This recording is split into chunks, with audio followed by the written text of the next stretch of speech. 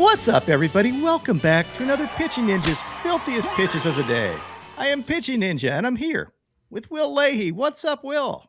Ninja, Monday morning after a long Sunday Cinco de Mayo, struggling a little bit over here. Ninja, did you enjoy any cervezas or tequila yesterday? Dude, I watched a lot of baseball. I actually went out and had a few margaritas the day before, just knowing that Cinco de Mayo was going to be a pain in the butt. But you got to get it in. You do have to get it in. You do look kind of hungover, though. I'm doing all right. It wasn't too late of an evening. You have the runs? We won't get into how my bathroom smells right now, Ninja, but it's not good. Well, we're going to get into the whip around the league where hopefully there aren't a lot of runs, unlike Will. We're going to start off with the Ryan Feltner versus Bailey Falter matchup, which proves they're not the same pitcher. Ryan Feltner had 3 Ks in 5 2/3 innings, giving up 5 runs and had this fastball. He faced Bailey Falter, who had 3 Ks in 5 1/3 innings, giving up 3 runs and had this elevated 2-seamer and curveball. I swear I confuse these guys all the time. Alek Manoah was back and, well, let's say it's a mixed bag result. He did have 6 strikeouts in 4 innings, but he did give up 6 earned runs. He had this paintish fastball and this Expelliarmus fastball, as well as these nasty 2-seamers and wicked slider for a sword, but in the end, still did not have a successful outing. He faced Mackenzie Gore, who had 4 Ks in 3 innings, giving up 6 runs. Only 2 of them were earned, and had this curveball. Bryce Miller had 3 Ks in 6 innings, giving up 4 runs. He had these fastballs, including this one, is a little off the plate, and this 2-seamer with 19 inches of run. He faced Hunter Brown, who had 5 Ks in 4 1/3 innings, giving up 2 runs, and had these fastballs and splitters. Ryan Nelson had 3 Ks in 5 innings, giving up 4 runs, and had this slider and cutter. He faced Matt Waldron at 2 Ks in 3 innings, giving up 7 earned runs. You know, when you have a knuckleball, it is just random how many runs you're going to give up. We don't even pay attention to that. We're just going to look at these knuckleballs, which weren't so unhittable, but they were quite uncatchable. As the famous Bob Uecker said, the easiest way to catch the knuckleball was to wait until it stopped rolling and then just pick it up. I'm sure if they interviewed Kyle Higashioka after the game, he'd say the same thing.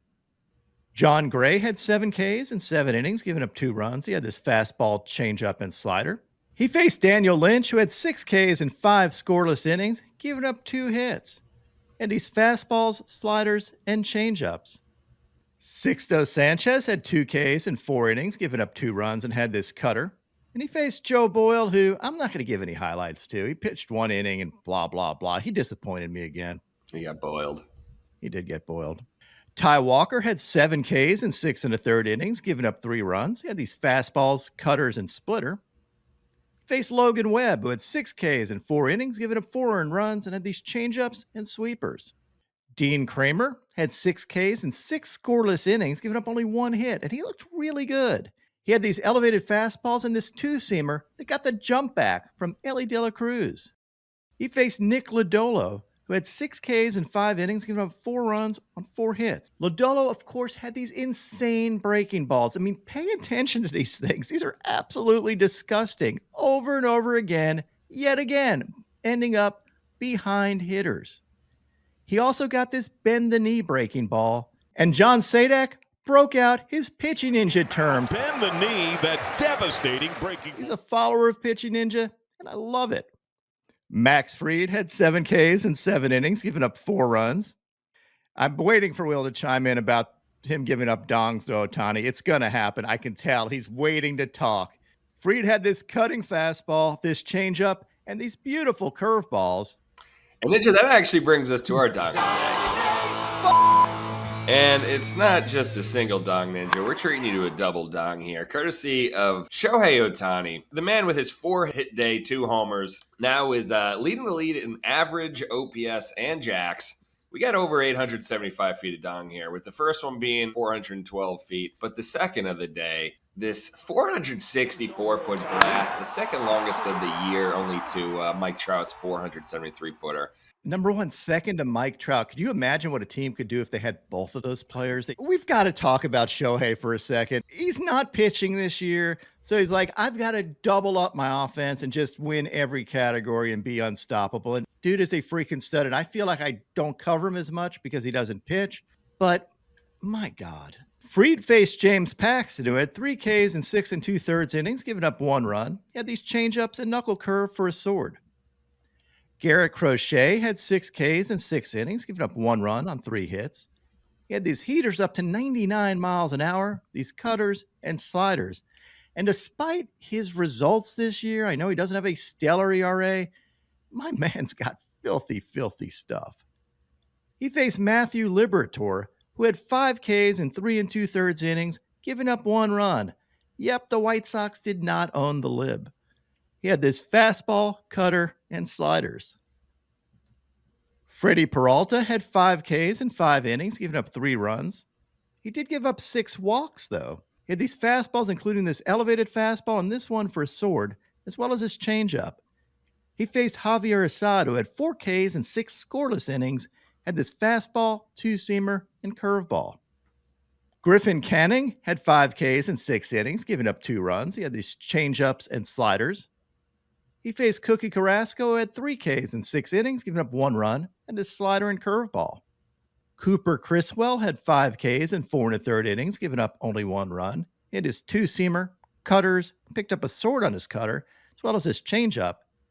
He battled Joe Ryan, who had 5 Ks in 6 innings, giving up 3 runs, and had these fastballs and splitter. Luis Severino had 6 Ks in 6 innings, giving up 4 runs, had this fastball, changeup, and sweeper. He faced Ryan Pepio, who had 3 Ks in 2 innings, giving up 3 runs, had this fastball up to 97 miles an hour, and this slider.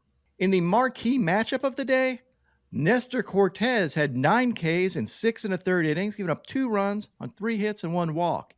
He had these fastballs, these sweepers that had up to 19 inches of break, these cutters, and this bend-the-knee changeup. And this was really good Nestor Cortez day. I mean, dude was hitting his spots. Filthy stuff from Nestor. No Nestor antics, though, yesterday? No, No it's really triple disappointing. pumps or lookaways or zippy zappies, nothing? No, he didn't pull down his fly pee on the mound and throw a pitch. He didn't pull down his pants, take a dump on the rubber. None of that stuff. Strange. Disappointing, but still fantastic stuff from Nestor. He faced yesterday's filthiest starting pitcher of the day, Tarik Skubal. Somebody said Tarik Skubal sounds like a Star Wars character, and they're not wrong. And he threw like a Star Wars character yesterday. The Force was definitely with him. He had 12 Ks in 6 innings, giving up 2 runs. Those 12 Ks were a career high. He painted with his fastball. He had this big 99-mile-an-hour heater and then turned around and looked at Judge. Basically, after the game, he said he told Judge, "You're one hell of a ball player," because Judge was the only guy he couldn't get out. Although I think he did K him once. But the big story of this game was Tarik Skubal's changeup. The man could throw 99 miles an hour, and his changeup is by far his best pitch. He had 12 whiffs out of 17 swings on his changeup, a 71% whiff rate on his changeup. Last year for the full season, he had over a 50% whiff rate on his changeup. It is a disgusting pitch. And that's not to say his fastball is any slouch. Opponents are only hitting 142 against his fastball with a 24% whiff rate on that heater. Here's an overlay of his fastball and changeup that shows you why they're so tough to hit. I don't know why he's the second favorite for the AL Cy Young right now behind Corbin Burns, because I will tell you, Tarik Skubal is the best pitcher right now in the American League, and I don't think anybody's going to argue with that.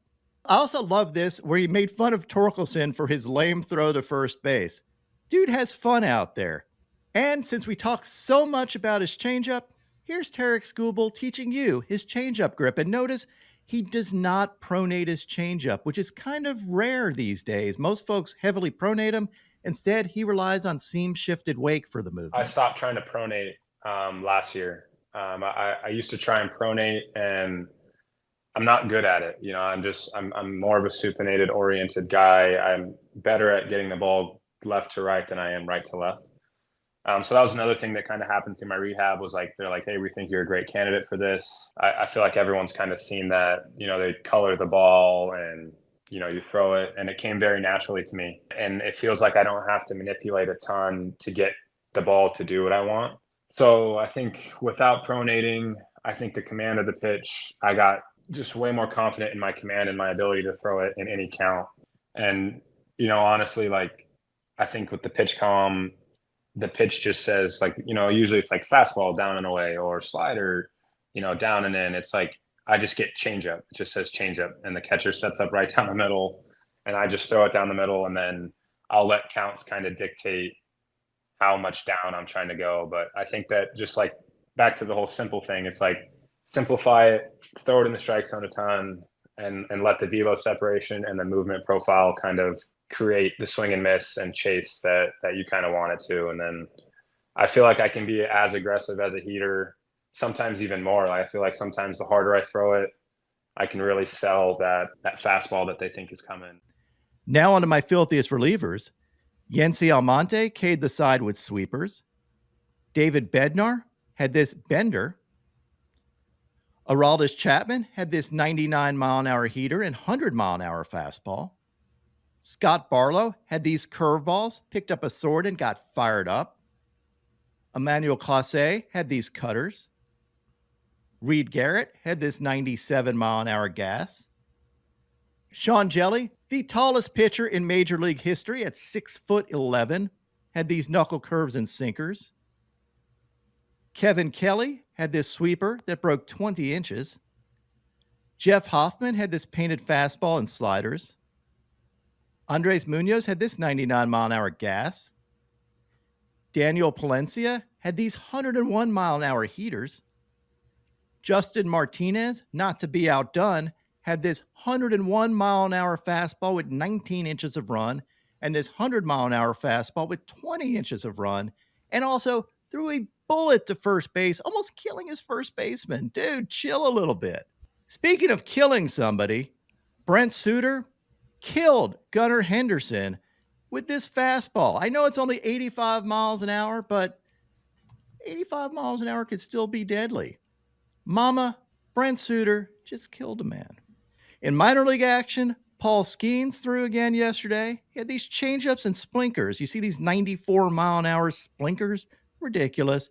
He did give up a home run. He gave up 2 runs in 4 1/3 innings, but had 4 Ks. He now has 45 Ks and 27 1/3 innings in AAA. I hope this is his last AAA start. We need the Allegheny Electric Company, Paul Skeens and Jared Jones. I am freaking ready for it, and I know you are too if you're watching this. My top 5 filthiest pitches of the day yesterday. At number 5, we have that Dean Kremer 2-seamer to Ellie De La Cruz getting the jump back. At number 4, we have Nick Lodolo and his back foot breaking balls. These are ridiculous, and I know he didn't have a great outing yesterday, but this is filthy stuff. At number 3, Tarik Skubal and these ridiculous changeups. Lord, they are filthy. At number 2, we have Ryan Walker throwing absolute video game stuff last night on Sunday Night Baseball. Check this out. These sliders were breaking like super frisbees. Holy crap, look at these things. Seriously, this is absolutely ridiculous stuff. Ryan Walker is a filth machine. I've been saying that since last year. Dude is absolutely disgusting. And look at this sinker by him. He broke Kyle Schwarber with this. Schwarber is just standing there in the batter's box like, what the am I going to do here? And you know what he's going to do? He's going to strike out because you can't hit this stuff. Here's an overlay of Ryan Walker's sinker and slider, and good freaking luck. Tip of the cap to you. Go to the dugout. You cannot hit this. You're going to go cross-eyed even looking at it. Disgusting stuff from Ryan Walker. And my number 1 filthiest pitch of the day is Blake Treinen's alien slider. What the hell is this sorcery? Look at that. Now you know why I gave him the nickname The Witch and why he didn't like it. And now, my pitching ninja moment of zen. Apparently, it was Bryce Miller and Cal Raleigh bobblehead day at the park yesterday. My picks of the day today are a 3-leg parlay. I'm going to start out with Justin Steele for 5 Ks or more, then take Luis Castillo for 7 Ks or more, and top it off with Cole Reagans for 7 Ks or more. What would your picks of the day be?